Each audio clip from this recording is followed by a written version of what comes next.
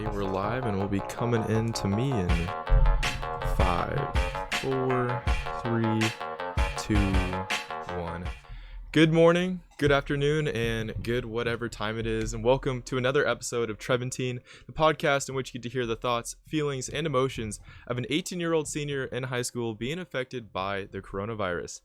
So obviously, because of the whole coronavirus situation, all of our spring sports got canceled.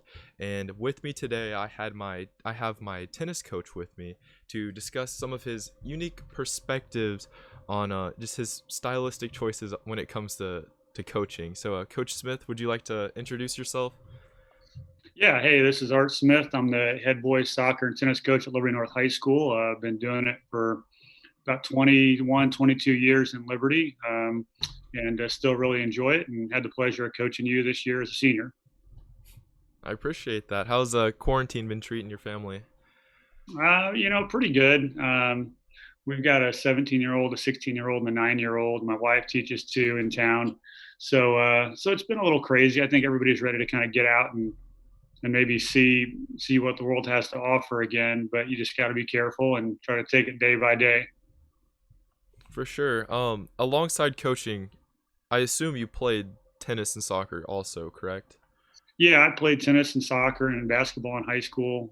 Did some other stuff, cross country and track, heading into high school. So just enjoy sports all around. No matter, I used to just play whatever season it was. I'd be playing something, and those are the things I was lucky enough to end up coaching here. The same stuff I played in high school.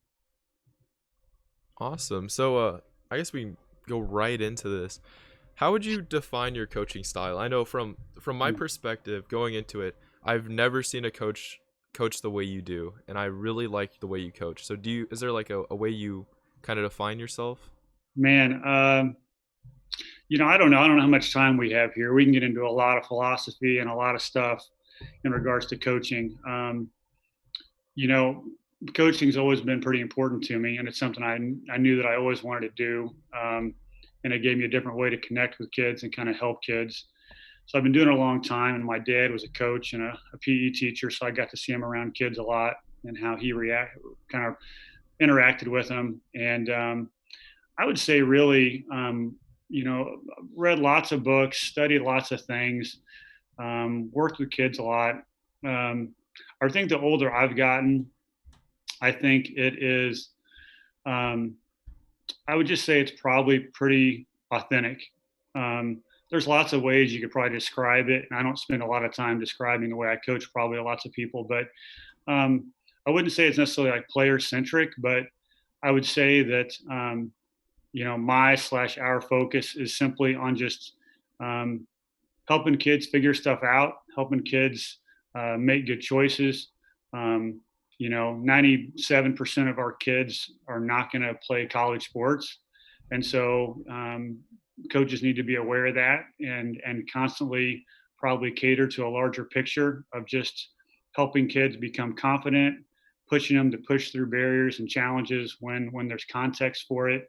Um, and just trying to realize that giving lots of trust to kids and having great conversations with kids about how they do things, why we do things, and making them more self-aware of um, the things maybe they're wrestling with as players and athletes and people. I just think those things go a long way to helping a kid kind of figure themselves out and maybe reach their potential in whatever they want to do in a pretty formative time in their life. And so, um, you know, um, we don't use a lot of coercion. We don't use a lot of hokey motivational tactics. We're not a big, every year we've got a theme or anything like that type of program, or I'm not that type of guy. I just try to get to the heart of coaching, which is talking with kids, working with kids, believing in them, hearing their side of things, giving them a lot of agency, and then trying to, use whatever talent I have to help them along the way when it's needed, if that kind of makes sense. Yeah, definitely. I really like that because, I've played basically every sport there has been at North, and I feel like a lot of it is that coercion, and it's like Yeah. if you don't do something correctly, you're going to go run. Yeah, that's something that, I won't, that's all over the place. You know what I mean? That's in little league teams, it's in youth sports, it's in club sports, um, it's permeated sports in America for the most part because there's so much money in it, and because everybody associates value with athletics now. Even growing up, that it's really hard for kids to not feel that, and eventually that pressure trickles down to kids at a really young age, unfortunately.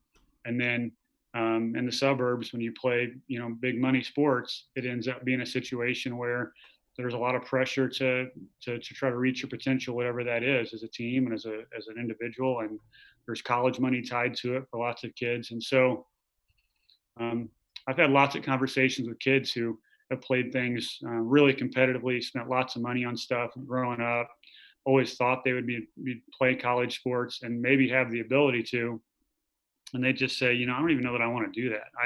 I've lost my drive. I've lost my the excitement and the joy that I had just playing something like I did when I was a kid. Um, that's dangerous. That's not good for kids. And so as coaches, we have to try to balance that and try to bring that back out in kids as we coach them. To help them with that. So I agree with you. It's really hard to get away from because every coach expects um, their players to think that their sport that they're in is the most important thing in their lives. And that's just a stage of your life, for most kids, and it should be fun and it should be enjoyable and it should be challenging and constructive, and it should help you figure out who you want to be, but it should not necessarily be your whole life, or should you be made to feel as though um, you know um, you're doing things that maybe you're not wanting to do and putting pressure on you to do it. So it's definitely a tough situation for kids these days, which is probably why I take the stance that I do and try to have that philosophy about stuff. Now, how did you develop this philosophy? Did you read certain books, or is it more just experience with time? Um, I read lots of things when I was younger. I mean, I always wanted to be a head coach, and I was an assistant coach at Liberty for tennis for 7 years under Tom Albright, who has been a coach in town of lots of things for a long time. And then for soccer, I was an assistant coach in different levels until I got the head at Liberty High School, until I got the head job at Liberty North. And I think I just always, it really interested me. I didn't do it because I wanted to be a perfect coach or because I wanted to, you know, uh, be driven by this or that or wins or losses. I just wanted to learn more about people who did things really well and then take little pieces of that and try to apply it. But most of the stuff that I've come up with over time, I guess it just kind of feels right. You know what I mean? To be honest, I talk with parents a lot about all this stuff. I talk with kids a lot about all this stuff, and most kids aren't used to having a teacher or a coach kind of like dig into some of that stuff from their position, and help them. And so a lot of times you just end up with these really good conversations. These kids go, yeah, I do feel that way, and nobody's ever talked to me about that because it's not in their best interest to talk to me about that. And so I think kids just enjoy having somebody kind of alongside of them, um, you know, helping them. Yeah, it is okay to feel like that, and let's try to work on it. Let's try to make this enjoyable. But I read lots of stuff, watched lots of stuff, um, but all in all, I care about kids' rights. To be honest, I mean, at 22 years in and working at the academy and looking at schools and systems and coaching, I just think kids should have more authentic agency than they do, and I think they should have um, more rights than they do in the way that we partner with them and treat them as athletes and as people. You know. So as a coach, do you view the growth of your athletes to be more important, I guess, as a person more than the amount of wins we have in a season? Yeah, yeah, for sure, no doubt. I'm really competitive. I'm as competitive as anybody. When we play are in the middle of a varsity game or we're in the middle of a match for a varsity tennis match and it's close, and it matters to me. Like I don't necessarily want to lose matches. I don't want to lose games, but I also value competitive nature more than I value wins or losses. Understanding how to focus and be competitive and to give something everything you've got for a little bit of time until you move to the next thing in your life is really important. And that's the point where I think that's almost the most important skill that we can help kids develop and be aware of is their ability to focus and really lock in on something for a short period of time that matters to them. And I think that crosses over into jobs and relationships with anything. So for me, it's about helping kids understand how to be self-aware, how to manage themselves, how to be self-reliant and not need us eventually. I don't want athletes to need me. I don't want them to be dependent on me. But I want them to be self-aware, and that's hard as kids are growing up to help them understand that. But yeah, I definitely value all that. I want kids to look back on their time in our programs and just go, that was special. We won a little bit. We maybe had a few losses. We reached our potential this year. Maybe we didn't this year, but we were trying all the time. And I just want kids to look back and go, I appreciate the way I was treated. I appreciated the conversations and the perspectives that we had while we were part of that program, and how being a part of it made me feel. And most of all, I think I just want kids to feel like they can be there. You never want a kid to feel like they can't be themselves in part of a larger program. And that's one thing I'm always really cognizant of is the fact I don't care what kind of athletes you are, good, bad, what kind of kid you are, is what you're into. Like you need to be able to come into an environment and be comfortable with who you are and not feel like you have people judging you all the time or trying to make you into something like everybody else just to get a superficial goal. And I think hopefully the teams that I'm lucky enough to coach and our coaches are lucky enough to coach on our staff, we try to all have that philosophy that we just want kids to be who they are, want them to have an environment where that feels okay, and then we can coach you up from there. I truly do love that philosophy. Before our season got, tragically cut Yeah. short, you had a story about the not having reliance on a coach, and you talked about two kids, I believe that they played on your soccer team, Yeah. and they had a concert the same day. Would you like to, I guess, dive a little deeper into what you were thinking Yeah. whenever Yeah. you Yeah. were? Yeah. Yeah. It's crazy you remember that. I appreciate you listening to that. I felt like I was rambling that day, so I was worried. Um, but no, when we first started our program at Liberty North, we were pretty small for soccer, and had a couple kids who had kind of grown through the program and were now, I think it was their senior year, or maybe they're heading into their senior year. And as we were in our summer workouts, and it's customary for sports like football and basketball and baseball to have jamborees and have some things where they get to practice, playing against other high schools. We had a jamboree set up, and I put the date on the calendar quite some time before the actual jamboree. And these were two kids who were starters on our team, and and they came to me after they saw the date, and they said, "Coach, we're sorry, but we bought tickets for this concert in Kansas City, and we've been wanting to see this concert. We've been wanting to go. We can't get our money back on these tickets, and we just would, we're not sure what to do because we would like to, we'd like to be able to go." And I think probably as a coach, your first inclination, emotion that comes over you or that comes over most people is, well, how dare you ask that? You're putting that before the team. But when you step back away from that and take away your biased, perspective of that as a coach of this program, of this sport, you're just talking to a kid who has multiple interests, and that there's nothing wrong with that. That's probably pretty healthy. And so if that kid is a kid who's been dedicated and been around and been had good character and just been a good person to have in your program, then you have to step back of that as a coach and say, well, what's wrong with that really? So that wasn't a big deal. It was just, I think at the time I just said, hey, I trust you guys. We're gonna miss you. We'll go to our jamboree. There's not going to be any repercussions. You're not going to have to run. It's just you want to do this. That's okay. We've got this thing over here. I trust that you're going to come back and be ready to go and still be all about the team when we need you.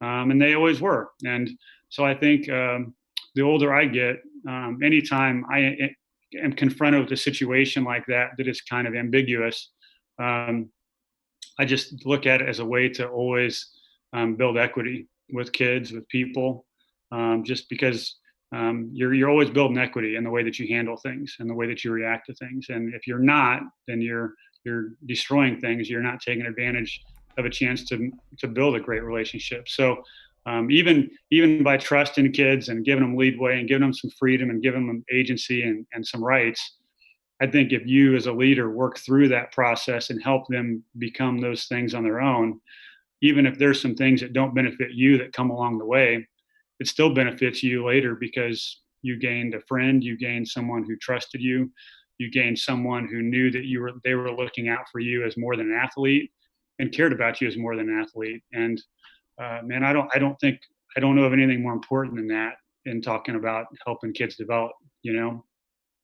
Definitely. I mean, you obviously do a great job of building relationships with your players.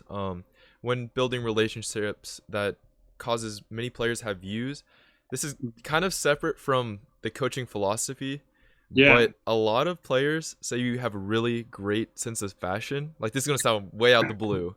Do you want to Yeah. explain that? Because I don't know many coaches that come into practice wearing cuff jeans and a.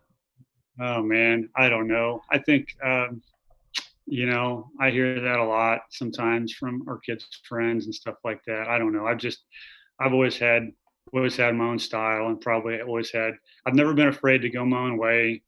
Um, you know, I don't know how much time we have, but I used to tell it to all the eighth grade kids I coached, and then I used to tell it to all the kids I coached in general in some form or time when it felt right.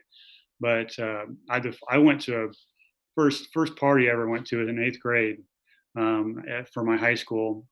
And the high school I went to was eighth grade through 12th grade, and it was the Sumner Academy of Arts and Sciences in downtown KCK. And I went to a party. Everybody was there, and I was semi popular kid, I guess, just new people, and everybody was drinking. Everybody had alcohol. The parents were buying the alcohol. They ran over to get all the kids when the alcohol got there. Everybody ran over to get something, um, and I kind of followed everybody else. At that time, my parents were not big drinkers. I didn't have it around the house very much. I was the only child. Um, but I went over to get something just because I wasn't sure what else to do, and that's what everybody else was doing. And I walked around with some alcohol for probably 20 minutes, and I never drank it. And eventually, I just tossed it aside because I realized I didn't need it, nor was I going to start drinking in eighth grade, as everybody else seemed to be doing.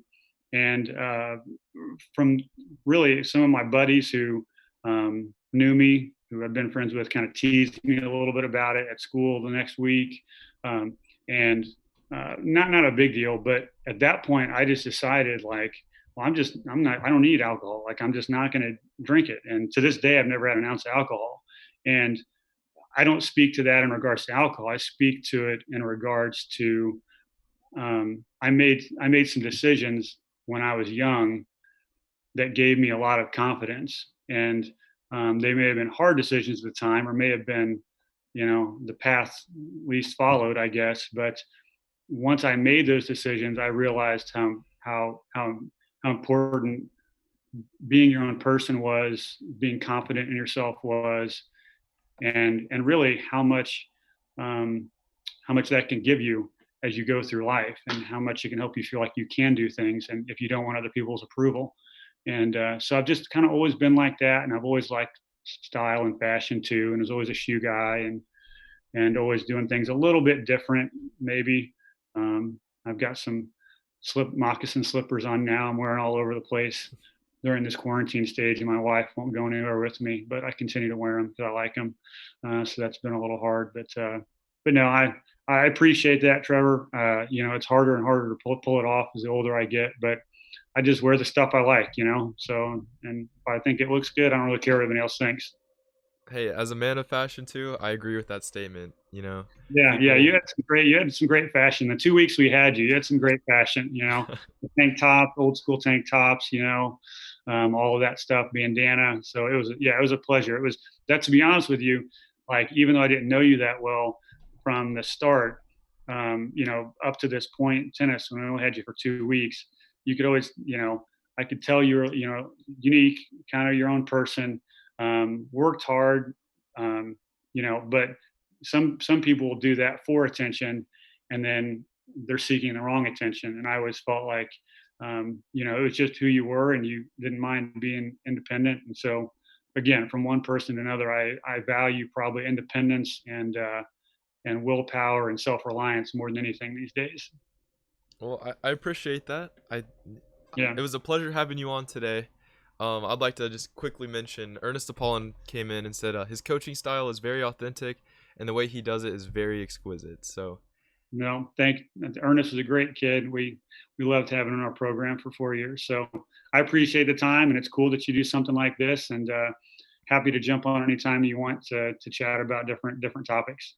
I'd love to. I think the whole philosophy and all your philosophies are great. Do you have any final messages before we go our separate ways? No, no, keep me posted on things. I don't know who all is listening or anything like that, but be good, make good decisions. Believe in yourself. And if anybody needs anything, just holler. I'm always happy to chat. All right. Thank you, Coach Smith. It was a pleasure Thank you. talking to you. Yeah, you too, buddy. Have a good one. Stay safe. Thank you. You too. And that was the phenomenal Coach Smith. I think this is just me rambling on real quick, but he's probably my favorite coach I've had in all of my Liberty North history. Sorry to all my other coaches. Okay, let me rewind this. All the coaches I've had at Liberty North have been great. A lot of them have been very impactful on me, but I don't think any coach has personally impacted me the way Coach Smith did. Does that make sense? Now, I don't want to get too like, I don't know, he said, she said, I favorite this person more than this person, but just the way he presents himself and the philosophies he has just definitely impacted me differently than any other coach has, because of all the coaches I've had, it's always like, oh, you don't do this, you're going to go run. Oh, you can't come to practice today, you're going to go run. Oh, you have a debate tournament, so you're going to miss practice and you're going to miss a game. Because you're missing this practice, you can't go to a game. That doesn't make sense. Coach Smith was like the complete opposite of every coach I've ever had. His whole philosophy with the no pressure to play, I really like that, because, all my life I loved playing basketball. And then my sophomore year, I got cut because there was a new player that came in that was more athletically built than me, but maybe didn't have the most amount of basketball knowledge or skill. And this is coming from sources. This is coming from the head coach. I talked to him once, and we discussed about what happened and his decision for cutting me and stuff. But this is besides the point. I'm all over this.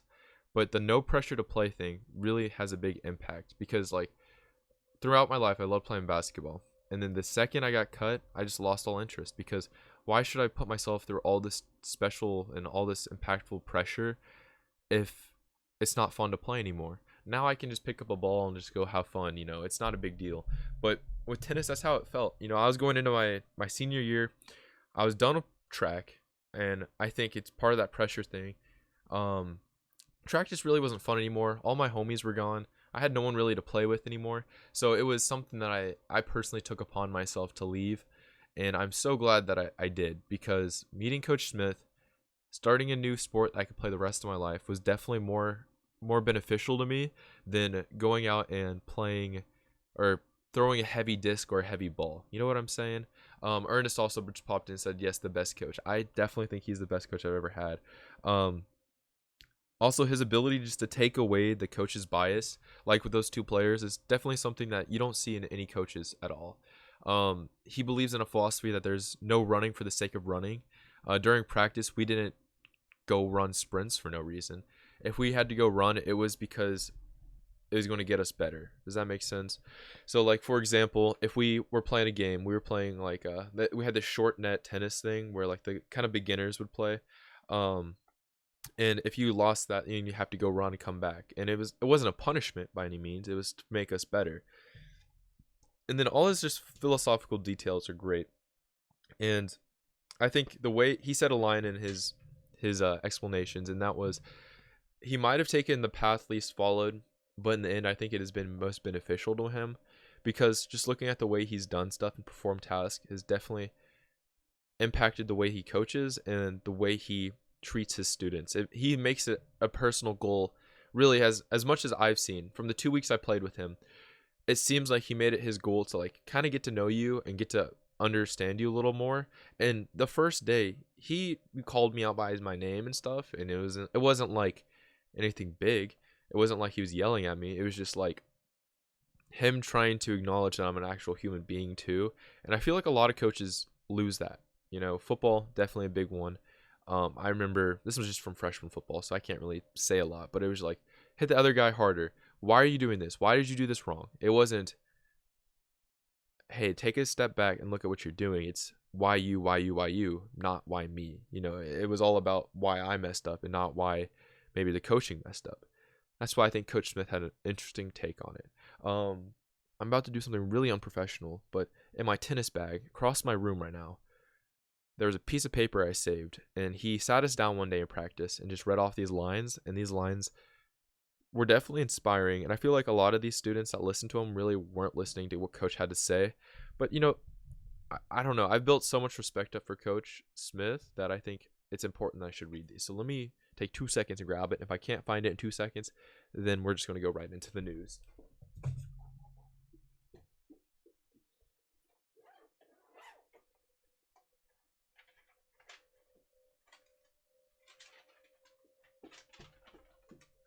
All right, I found it. So one day during practice, it was a hot day, which is weird because it was like September, and yesterday was kind of chilly. So I don't know, not September, like January, February, no, February, March, early March, I think. I don't remember, but he gave us this paper with the little tennis logo and all these phrases on it, and he read it to us and just kind of rambled on. And I feel like a lot of things he said, people and students really didn't take for serious, or they took it for granted. But now, like, going back, it's like it makes sense now. So the first line he said was, every challenge is a challenge I want. And just listening to what he had to say today, yeah, that makes sense, because why would you be doing something that you don't want to do? I know he wasn't really trying to weed out the weak whenever he was saying this, but he was saying, why are you playing tennis if you don't want to play tennis? That wouldn't really make sense. So do something you want to do. Pursue something you want to do. And that makes sense. Ernest says he has a lot of inspiring quotes. Definitely. Next line he had was, any problem is one that I can solve. And that was really just to invoke and inspire self-reliance. And like he said, the ability for us to worry and work for ourselves rather than having us rely on someone like him or us to rely on other people. I completely agree with that, because I'm definitely an individualist, I would say. I don't like asking help from people, like at the grocery store and stuff. I feel horrible, but at the same time, sometimes it's a necessary thing. So like, I'm not gonna shoot down asking other people. But I really like that quote. Next one he said was, reaching my potential in anything starts with my ownership of everything. So really just, being able to own everything you do and be confident enough in yourself is what's going to get you to become your best. One philosophy I've really liked throughout my sports career was the basketball philosophy, be your best, BYB. And, it's a good philosophy, but sometimes the coaches didn't, and this is my opinion, they didn't capitalize on it correctly. And it was like, be your best, but your best is what I believe is your best. And your best is only going to be pulled out if I yell at you and scream at you because you're not doing something wrong or right. Or if I'm going to make you go run because you're not doing something. Coach Smith didn't believe that. Coach Smith is, I don't know, he's just one of my favorite coaches I've ever had. And the last quote on the sheet was, agency is the foundation for self-reliance. And, that's exactly what he preached today. And, I don't want to just keep dwelling on this, but just final thoughts. I think Coach Smith is probably my favorite high school sports coach I've ever had. Definitely one of the most impactful ones I've had. And, one that has really just, I don't know, struck a nerve, which sounds like weird enough, but he's definitely struck a nerve in just what I believe whenever I'm talking about coaching and stuff. So, yeah, that has really been it for today's first segment of Trevantine, talking about how Corona is affecting us. In this case, these are the wise words of Coach Smith, and how sadly our tennis season got cut short, but still we're getting through it and we're doing our best to get through it. So in my opinion, I would just listen to what Coach Smith said, because he has some phenomenal philosophies that I really enjoy. So now we can get on to, I guess, the more sad part of the segment, the part of the show, where we talk about the news, and I can try and do my best to break it down for you guys in the lens of a 18-year-old about to be a college student, which is weird enough. I know I got a bunch of emails today and yesterday saying like, oh, you might not have gotten your formal acceptance letter yet, but we got this email for you. That's great too. So going straight into this is coming from the New York Times as of 20 minutes ago. It says, for some areas, a positive new milestone with a day of no new local cases. It says a few governments are now reporting remarkable milestones, recording 0 new domestically transmitted coronavirus cases and or no new cases at all. That's phenomenal to hear. It says South Korea on Thursday reported that for the first time since the virus peaked in February 29, it has had no new domestic cases, and just for 4 cases among the people who came in from the outside of the country. That's obviously something great to hear, something we obviously want to hear and start hearing, because dude, I think it's time we start getting out of the house. Like coach was saying, we gotta, dude, I'm kind of going stir crazy a little bit. Next, it says that progress has been mirrored in Hong Kong, which on Thursday reported that there has been no new cases in the semi-autonomous Chinese territory for 5 straight days.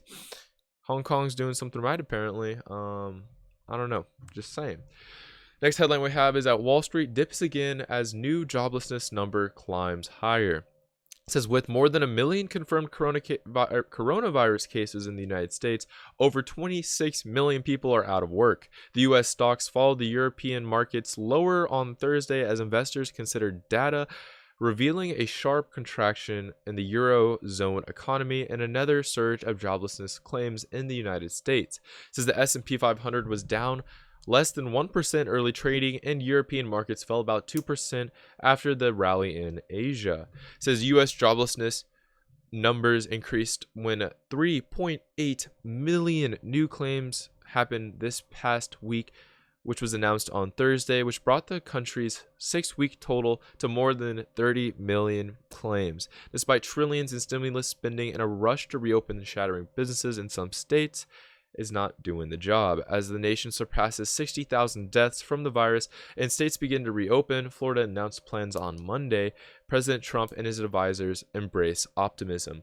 So this is just my point of view, and this is just me being an opinionated guy, but we got to start reopening our economy, because if we keep everything closed, obviously more people are going to go jobless. But at the same time, what's better to have more people who could get the coronavirus and we could get through it. People can rehabilitate, and obviously there will be those who don't make it. Or do we have more people starve to death because they don't have money to spend on food? Yes, the stimulus packages might help, and they are great. Maybe even having during this time, and it only during this time, this stimulus package that keeps coming through would be a good thing. But the problem with that is it's like putting a Band-Aid on a bullet wound, you know what I'm saying? Because as long as you keep getting people to have money and they can spend it, it doesn't mean that they will work. If they're not working, then there's less money being put right back into our economy. So we're just kind of staying stagnant. What we need to do is start reopening our country. And as bad as it sounds to like risk more people getting corona, at this stage, I think it's better to have people risk getting infection than dying of not eating or having proper food and stuff. Sure, that might be a small percentage of our population going hungry and stuff, but it's definitely something to keep an eye out on. You know what I'm saying? Next headline we have is that the Pandemic saps Putin's image as a man of action. It says President Vladimir V. Putin of Russia has long presented himself as a man of power and action, taking his country into wars in places like Syria, Georgia, crushing political foes, flying in a fighter jet, and even stalking wild tigers. Hopefully Putin doesn't come after me for saying this. But it says, but facing the coronavirus pandemic, Mr. Putin has been unusually subdued, even passive. He seems less like a conquering hero than a bored monarch cooped up in his palace, checking his watch during video conferences at his popularity dips. It says Mr. Putin was slow to acknowledge the viral threat content to let other officials take the spotlight in handling February and March. Putin's getting the same blame that Donald Trump has gotten recently, so definitely something intriguing. As we have a comment come in from Ernest DePaul and says, think about this. If we open up our economy and people are not going to those businesses, they're going to have to force them to shut down because they don't have income and to providing them to stay open. Yeah, that's true. I'm no economist. I was just throwing that out there. I like that point of view, though. I appreciate you saying that because that makes sense, too. If you don't have people coming into your businesses because people are scared, then those businesses are going to shut down too. But then again, on the other side, if we don't open up the economy and we don't open up those businesses again, they could collapse also because no one's going in there no matter what, I completely agree with that, Ernest, but I think there's another, I don't know, there's two sides to the story. I'm no economist. If you're coming here for political, factual, this is going to happen, I wouldn't listen to me. I'm just a kid, I'm just trying to say what I've been hearing and then trying to break stuff down into my own way of thinking. But yeah, that definitely makes sense. The next headline we have is, can children hug their grandparents? The World Health Organization is exploring a safe way.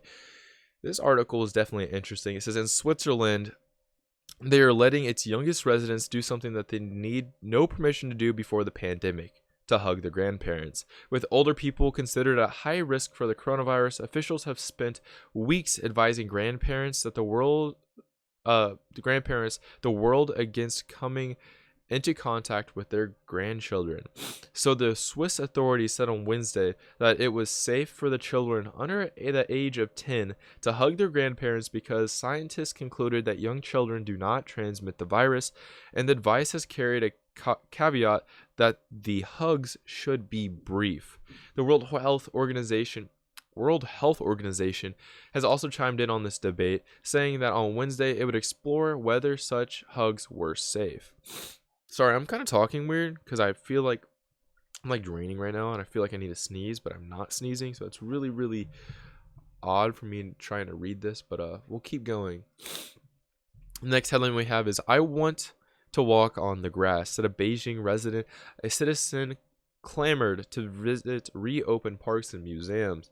So in Beijing, what they're trying to do is reopen everything. It says Beijing's major tourist sites are reopening just in time for China's extended holiday weekend. The latest sign of life in China is slowly returning to normal amid the coronavirus epidemic.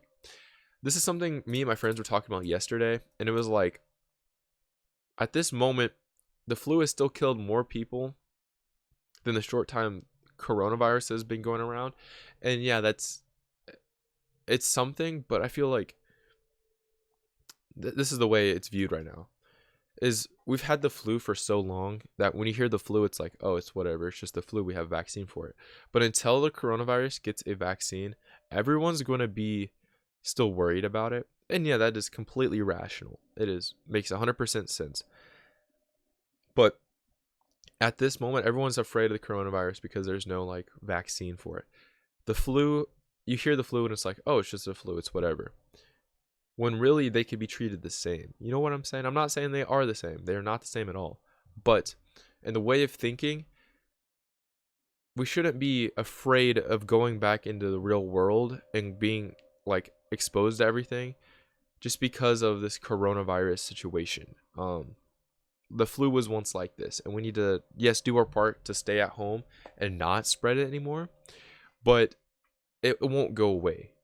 Viruses and stuff just don't go away. The flu's still here. The flu's been around for hundreds of years now. Same thing with the coronavirus. It's going to stay. It's just we're going to have a vaccine for it to, prevent more people from getting it. So that's just my 2 cents on that. But going back on the article, it says the Forbidden City announced its plan on Wednesday to partly reopen on May 1st. On China's Labor Day. It says they encourage social distancing. Museums authorities are staggering tour times and limiting the number of visitors to 5,000 people per day, a sharp reduction from the 80,000 people who were typically passed through the sprawling complex in the heart of China's capital city. It says several sections of the palace grounds would remain closed to visitors. It says in what has become a new norm for the city, visitors at all tourist sites will be required to undergo a screening that includes showing a QR code connected to a person's health status and travel history, as well as a temperature check. That is definitely something intriguing to see, and something I'm interested to see if they would adopt that in the United States. Definitely something that is highly speculated, especially in the U.S., because people don't want to have they want small government, or at least some people want small government, and people don't want to be, I guess, pressured into having the government know where you are all the time because of a chip in your hand or something, or be able to check your vitals at all the time, because that's like an invasion of privacy. We knew in the 50s and 60s, when everyone thought that the government was listening into us, which, I mean, in a way, the government is still listening into us right now. People just don't want the government to know every single thing about them. So that's just a little caveat there. And to end today's headlines on a bright note, following that, I'll talk about what's happening in Clay County real quick. On a brighter note, it says Britain celebrates Tom Moore, the World War II veteran who raised millions to fight the virus. It says Britain threw a 100th birthday on Thursday like no other for a World War II veteran who grabbed his walker and took laps around the garden to hold a record-smashing fundraiser campaign for medical workers on the front lines of the coronavirus pandemic. Britain's flooded one man's fundraising juggernaut, Tom Moore, with more than 125,000 birthday cards, which were displayed at his grandson's school. Members of the royal family sent him a congratulatory message. The BBC sang him happy birthday as they presented him with a cake of a copy of a Spitfire plane on top of it, and Prime Minister Boris Johnson on Thursday delivered a personal message on his Twitter account to the veteran, calling him a pilot of light in our lives. In addition to that, they had two Royal Air Force planes, a Spitfire and a Hurricane, fly over Mr. Moore's house in his Bedfordshire, England house 3 times on Thursday, as they sat outside with the sprawl thrown over his shoulders in the nippy air. Mr. Moore seemed to be tickled by the attention, thanking supporters and telling the BBC reporters that he was honored. If that's not a good headline to end on, I don't know what is, because that is something great to hear. And it's good to see even people who served their country, even as far back as World War II, is doing their job now and trying to just help the cause and humanity. So that's a great headline to end on. And some even better news, hopefully better news. This is coming from the city of Liberty, Missouri. This is like a Facebook post, so I don't know how trustful it is, but it is from the city of Liberty. But this is where I'm from. It says there will be 2 phases consisting of 4 steps. Phase 2, step 1 will begin on May 4th. It says step 1, this is for reopening the country, at least, or not the country, our city. It says in step 1, mass gatherings is considered 25 individuals or more. It says step 2, mass gatherings is considered 50 individuals or more. Step 3, mass gatherings is considered 100 individuals or more. And step 4 is mass gatherings considered to be 250 or more. The length of each step within the recovery will vary. It is suggested that each step will be at least 4 weeks, but may last as long as several months. So, hopefully, step 1 is coming around in about a week or so. We can get this rolling, man. Slowly but surely, I think we'll sort of return back to normal life. I don't know. I said this yesterday, that I don't think life will ever be normal again, like the way we thought it was. But I feel like that would be so contradictory to what I just said regarding like the flu and stuff. But I'm just saying, hopefully life can return to normal pretty soon. Pretty soon as in a couple months, maybe in June-ish. But yeah, you can only hope for the best. And that really concludes today's segment about the news. I know this podcast is being a little longer than they've normally been, which is great because I'm just, I love talking and I love talking to you guys. So now, whoa, that's a little tight. Before we get to the last segment, before I close out the show, I just want to talk about what I've been doing today. Let's see, catch you up on yesterday. Yesterday, after my podcast, what did I do? I made lunch and then I went on the grocery store. I went to the grocery store, and one interesting thing I found was it's pretty divided on who wears masks and who doesn't. I feel like half the time I was there, not everyone was wearing a mask, and all those people that were wearing a mask were being super cautious, and they didn't even want to be near me, which is fine. I understand, and I completely understand that too. But I don't know. I saw some ridiculous things. I saw people with masks not on, but it was right here, so it's just on their chin. And it's okay, bud, why even wear a mask at that point? And the way people are treating this is definitely very interesting, and there are people that are taking it super seriously and people that aren't taking it super seriously. Being from the Midwest, I feel like it's going to be a very divided, split way of how people will be, bringing this on. And it's obviously proof because right now people are tired and people don't think that it's really a big issue. So that's just an observation I made from my grocery store visit. I also, yesterday, I sawed a piece of my desk out.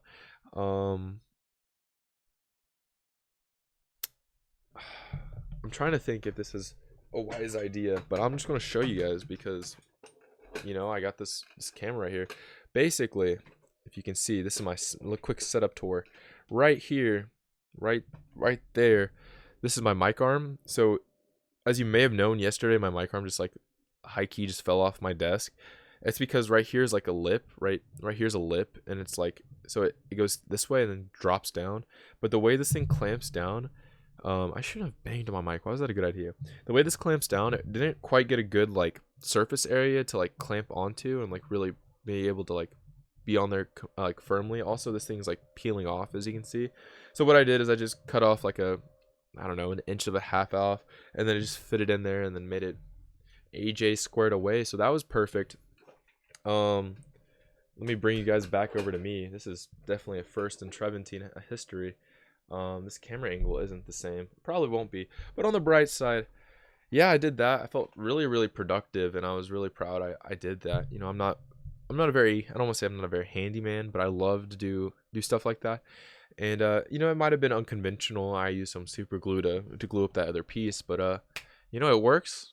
Got the job done, and I, like Coach Smith said, I didn't rely on anybody. So I did that. This morning I woke up at 7. I remember my alarm going off.